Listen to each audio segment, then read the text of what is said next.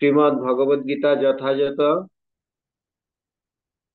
চতুর্দশ অধ্যায় গুণত্রয় বিভাগ যোগ।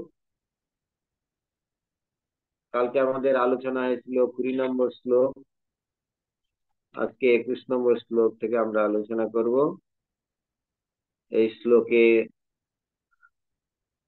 অর্জুনের প্রশ্ন। আমরা দেখুন সবাই শ্লোক। অর্জুন উবাচ কৈলিঙ্গে স্ত্রীন গুণাতেন অতীত ভবতি প্রভু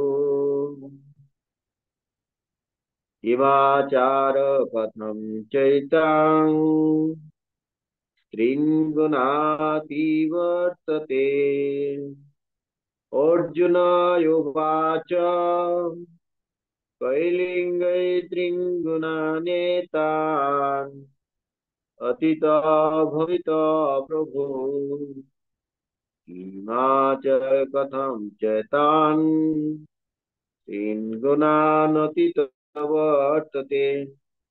অর্জুন উবাচ কৈলিঙ্গস্ত্রীन् গুণানেতাन् অতীত ভবতি প্রভু কিমাচার কথম চৈতাং স্ত্রীन् গুণানতিবর্ততে। অর্জুন উবাচ শব্দার্থ, অর্জুন বললেন, কই কি কি লিঙ্গই লক্ষণ দ্বারা ত্রিন তিন গুণান গুণ এতান এই সমস্ত অতীত অতীত ভগতি হন প্রভু। হে প্রভু, কিম কিরকম আচার মানে আচরণ, কথম কেমন ভাবে, চ ও এতান এই ত্রিন তিন গুণান গুণ অতিবর্ততে অতিক্রম করেন। অর্জুন অনুবাদ এবং শিল প্রভুপাদ কৃত তাৎপর্য। জগৎগুরু শ্রীল প্রভুপাদ কি।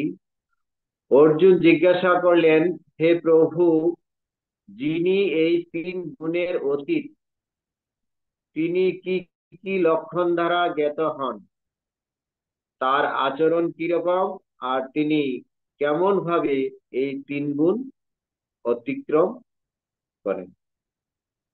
তাৎপর্য, এই শ্লোকে অর্জুনের প্রশ্নগুলি খুবই যুক্তিসঙ্গত। জড় প্রকৃতির গুণগুলি থেকে মুক্ত মানুষের লক্ষণ সম্বন্ধে তিনি জানতে চাইছেন। প্রথমে তিনি এই ধরনের দিব্য পুরুষের লক্ষণ সম্বন্ধে জিজ্ঞাসা করেছেন। কেমন ভাবে জানতে পারা যাবে যে তিনি ইতিমধ্যেই জড় প্রকৃতির গুণের প্রভাব থেকে মুক্ত হয়েছেন। দ্বিতীয় প্রশ্নে তিনি জিজ্ঞাসা করেছেন, তিনি কেমন ভাবে জীবনযাপন করেন এবং তার কার্যকলাপ কিরকম। তো সেগুলি কি নিয়ন্ত্রিত না অনিয়ন্ত্রিত। তারপর অর্জুন জিজ্ঞাসা করেছেন, কি উপায়ে দিব্য প্রকৃতিতে অধিষ্ঠিত হওয়া যায়। সেটি খুবই গুরুত্বপূর্ণ। দিব্য স্তরে অধিষ্ঠিত হওয়ার সরাসরি উপায় সম্বন্ধে যতক্ষণ পর্যন্ত না অবগত হওয়া যাচ্ছে, ততক্ষণ পর্যন্ত সেই লক্ষণগুলি প্রদর্শন করার কোনো সম্ভাবনা থাকে না। সুতরাং অর্জুনের এই প্রশ্নগুলি অত্যন্ত গুরুত্বপূর্ণ এবং ভগবান সেই প্রশ্নগুলার উত্তর দিচ্ছেন। তো অর্জুনের এখানে তিনটি প্রশ্ন এবং এই প্রশ্নের উত্তরগুলো ভগবান শ্রীকৃষ্ণ পরবর্তী শ্লোকগুলাতে তিনি উত্তর প্রদান করবেন।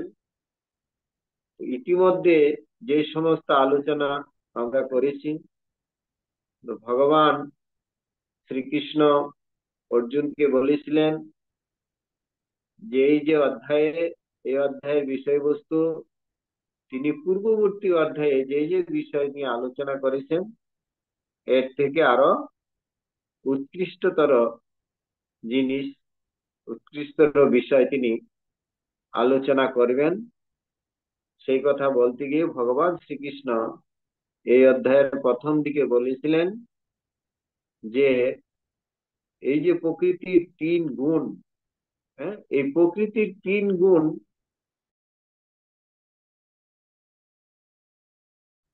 আবদ্ধ করে।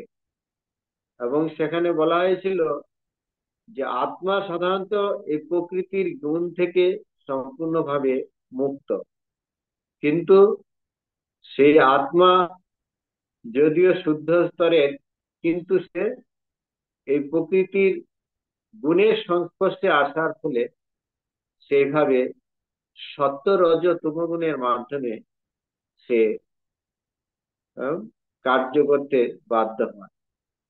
আমরা পূর্ববর্তী শ্লোকগুলাতে শ্রবণ করেছি যে যদিও আত্মা এখানে কিছু করে না, তাকে এখানে প্রকৃতির গুণ তাকে বিভিন্ন কার্য করা।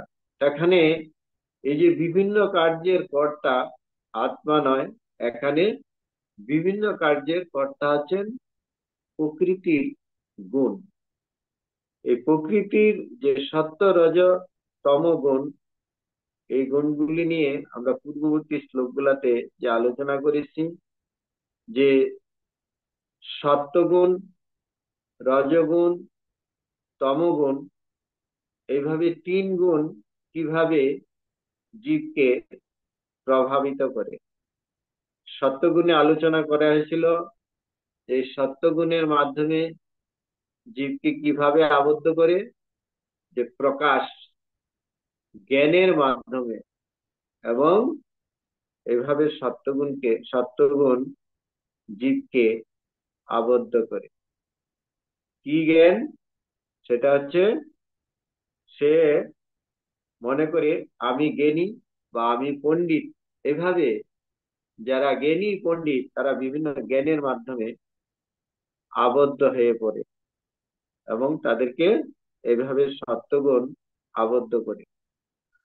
এইভাবে রজগুণ, রজগুণ তো জীবকে কিভাবে আবদ্ধ করে?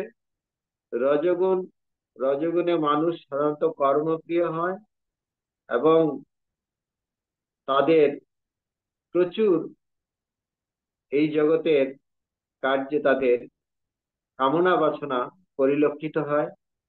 এইভাবে কামনা বাসনা চরিতার্থ করার জন্য তারা প্রচুর পরিশ্রম করে। এইভাবে তারা রজগুণের মাধ্যমে আবদ্ধ হয়। আর তমগুণ, তমগুণ মানুষকে কিভাবে আবদ্ধ করে? তাদের বিভিন্ন প্রমাদ, আলস্য, মোহের মাধ্যমে জীবকে আবদ্ধ করে।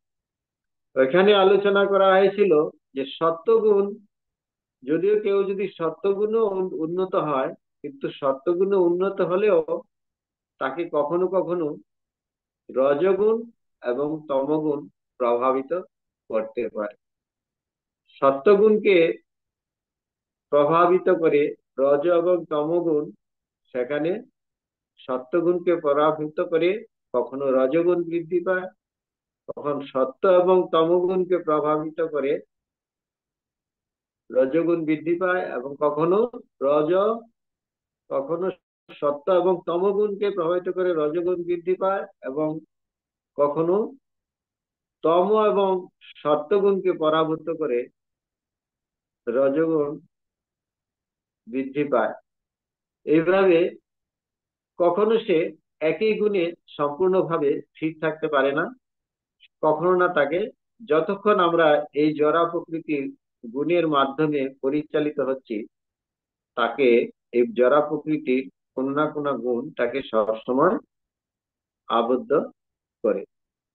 সেজন্য ভগবান এই যে তার পূর্ববর্তী দুইটি শ্লোকে বলেছিলেন, এই প্রকৃতির যে গুণ, সেগুলা কর্তা হচ্ছে প্রকৃতির গুণ। এখানে সেই আত্মা কখনো কর্মের কর্তা নয়। প্রকৃতি ক্রিয়মানানি গুণই কর্মাদি সর্ব, সেই প্রকৃতির গুণই সমস্ত কার্য সম্পাদন করে। এইভাবে কেউ যখন উপলব্ধি করতে পারে যে এই গুণের এখানে প্রকৃত কর্তা হচ্ছে প্রকৃতির গুণ, তখন এই প্রকৃতির গুণ থেকে আমাদেরকে মুক্ত হতে হয়। তো প্রকৃতির গুণ থেকে মুক্ত হতে হলে এখানে আমাদেরকে বলা হয়েছে ভগবত গীতায় যে ত্রৈগুণ্য বিষয়ভেদা নিস্ত্রৈগুণ্য ভবার্জুন। এই প্রকৃতির তিন গুণ থেকে যতক্ষণ অব্দি আমরা উত্তীর্ণ হতে না পারছি, ততক্ষণ অব্দি আমরা এই প্রকৃতির গুণ থেকে মুক্ত হতে পারছি না। সেই জন্য ভগবান বলেছেন যে প্রকৃতির গুণ থেকে মুক্ত হতে গেলে আমাকে আমাদেরকে কি করতে হবে? ভগবানের শরণাগত হতে হবে। কেন ভগবানের শরণাগত হতে? যে দৈবী হেস্যা গুণময়ী মম মায়া দূরত্বয়া মামেগ যে প্রপদ্যন্তে মায়ামেতাম তরন্তি। এই যে দৈবী প্রকৃতি মায়া, একে অতিক্রম করা খুবই কঠিন। কিন্তু একে কে অতিক্রম করতে পারে? কেউ যখন ভগবানের শরণাপন্ন হবে। ভগবানের শরণাপন্নের মাধ্যমেই একমাত্র এই জড়া প্রকৃতির গুণ থেকে মুক্ত হতে পারে। কেউ যদি সত্যগুণে উন্নত হয়, তবুও তাকে আবার এই রজ তম গুণে প্রবাহিত হওয়ার সম্ভাবনা থাকে। এই জন্য সত্যগুণকে উন্নত করতে গেলে আমাদেরকে কৃষ্ণ ভাবনামৃত কর্মে বা ভগবত ভক্তিতে আমাদেরকে নিযুক্ত করতে হবে।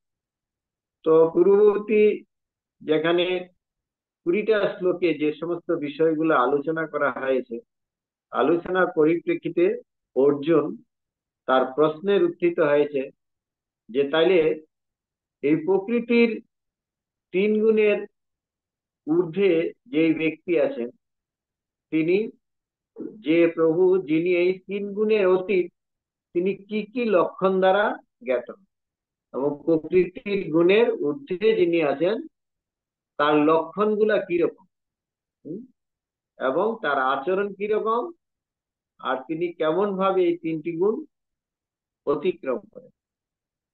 তো এই বিষয়গুলা এই পরবর্তী শ্লোকে আমাদের আলোচনা করা হবে। আমাদের আজকে বিষয়বস্তু হচ্ছে যে প্রকৃতির তিন গুণের ঊর্ধ্বে ব্যক্তির লক্ষণ কি, এবং তার আচরণ কি, এবং তিনি কিভাবে এই গুণগুলোকে অতিক্রম করেন, এই বিষয়ে আজকের এই শ্লোকে আলোচনা করা হয়েছে। তো কালকে এই শ্লোকের উত্তর পরপর শ্লোকে দেওয়া হয়েছে। ভগবান শ্রীকৃষ্ণ শ্লোকের উত্তর দিচ্ছেন, সেগুলো আমাদের বিস্তারিত ভাবে আলোচনা আছে, সেখান থেকে আমরা শ্রবণ করব। গৌতম প্রভু আজকে উপস্থিত নেই, কালকে যদি প্রভু উপস্থিত থাকেন তাহলে আমরা ওনার শ্রীমুখ থেকে আলোচনা করব, নাহলে আমরা এগুলা নিয়ে আমরা পরবর্তী শ্লোক থেকে আলোচনা করব।